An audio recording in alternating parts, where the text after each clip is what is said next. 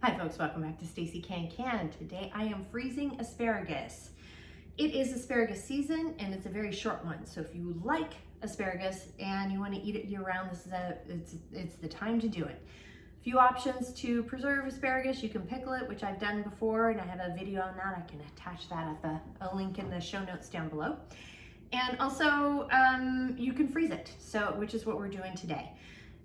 And while I go over all of this information, please hit like and subscribe down below because that does help. And I got this recipe or these instructions and such from my extension office, which has the Pacific Northwest information on how to freeze vegetables. So that link will be down below as well. All right, the tools that you need. We do need, if you're going to be cutting these up into 1 to 2 inch pieces to add to soups or stews, then you need a knife. I'm not going to do that, and I'll show you why in a minute. But the smallest I would do is 1 inch, though. That's what is recommended. If you go anything smaller than that, it can get probably a little too soggy, not hold up real well in the freezing process. So keep that in mind. You're going to need some tongs because we are going to blanch these, or you can steam it. It's up to you as to how you want to do it. Blanching is a shorter period of time, but it is necessary. I'll go over that in a minute too. We've got a colander to rinse everything out with, and you need a big bowl of ice water. Because after you blanch, we got to cool it off immediately so it doesn't continue to cook and then get really soggy. Then you're going to need some towels or paper towels, whatever you want to use there, and then something to store them in. I'm using these gallon freezer bags. Words are hard. Anyway, so those are the ingredients you need. Now, why do we blanch? You do need to blanch, and I'm going to read real quick why. Because it's the short heat treatment stops the enzymes that can cause undesirable changes in flavor, texture, color, and nutritive value during storage. Meaning, there are enzymes in all fruits and vegetables. So, and often you have to pre-treat. Not always.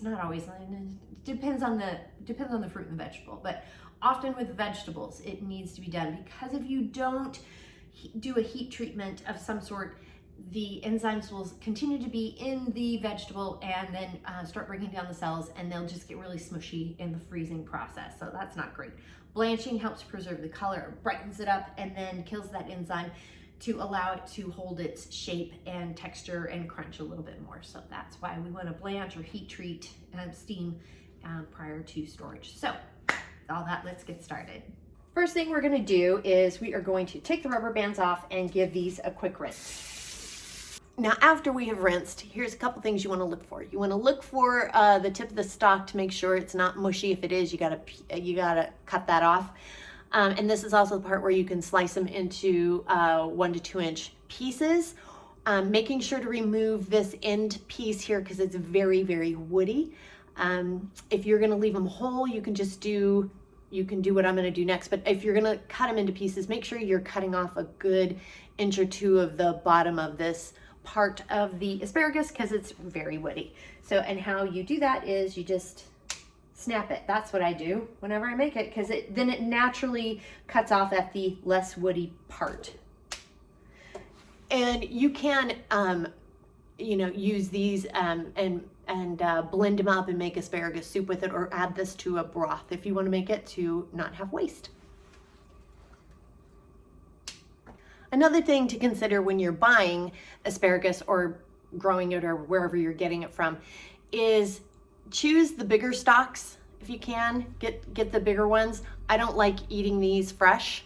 They're great for frozen. These smaller, younger shoots are great for, I say they're younger, but the skinnier ones are better for quick sauteing. They hold up well. I think the bigger ones are kind of too woody tasting. That's just me, but it is recommended when you're freezing them, if the bigger the stalk, the better.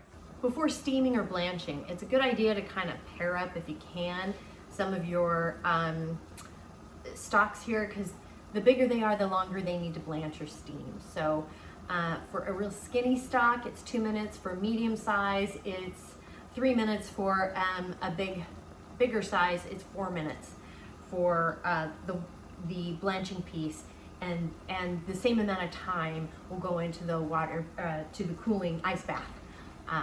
So just keep that in mind. That's however long it takes to heat is however long it's going to take to cool. So, and then to steam, it's 1.5 times longer for that. And I've got all that information down in the show notes below. So we're going to go ahead and get started. So I've got about similar shaped stalks here. I've got a rolling boil going with the with my blancher here. So we're going to take the lid off, be careful. And I'm gonna drop these in here, and I'm only doing it so that it's like one level at a time. And as soon as it comes to a boil, which it is boiling now, we will set a timer. So as soon as you put your asparagus in the pot, make sure to cover it, 'cause it's gonna come to a boil quicker that way. And you wanna make sure that you don't layer them on top of each other. You do need to, with steaming as well, it's gotta be a single layer in the steaming pot, as it is with a single layer here on Blanch. So I can't grab all of it and just throw it all in. It needs room to heat up and then also room to cool down.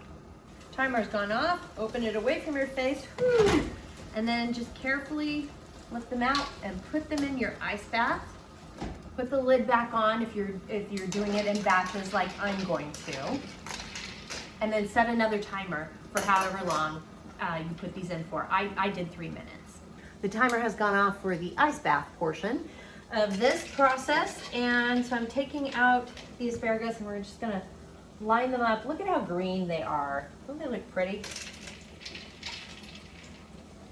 And we're just gonna let them sit here on this towel, and I will blot them dry as well. I like to put the date and contents description on my Ziploc bags before putting them in the vegetables in the container, because I think it just makes it easier. It's harder to write on it afterwards, but these have sat out for a second and I've packed them dry, and you just want to do a single layer of the vegetables. Don't stack them.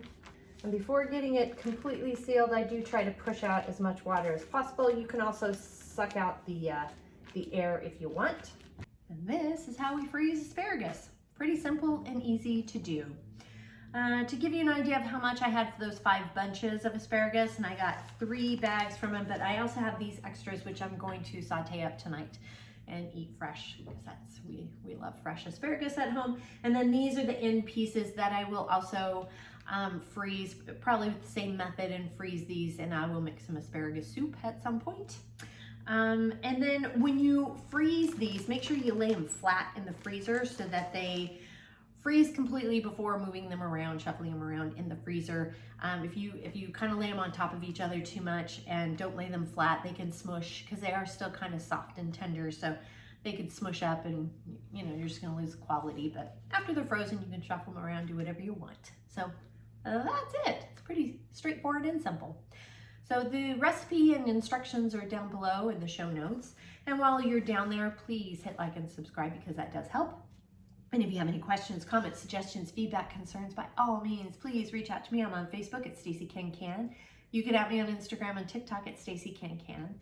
My website is www.staceycancan.com, and my email is info@staceycancan.com. And you can also reach me on LinkedIn at Stacey Can Can. So thanks so much for joining me today, and until next time, happy canning.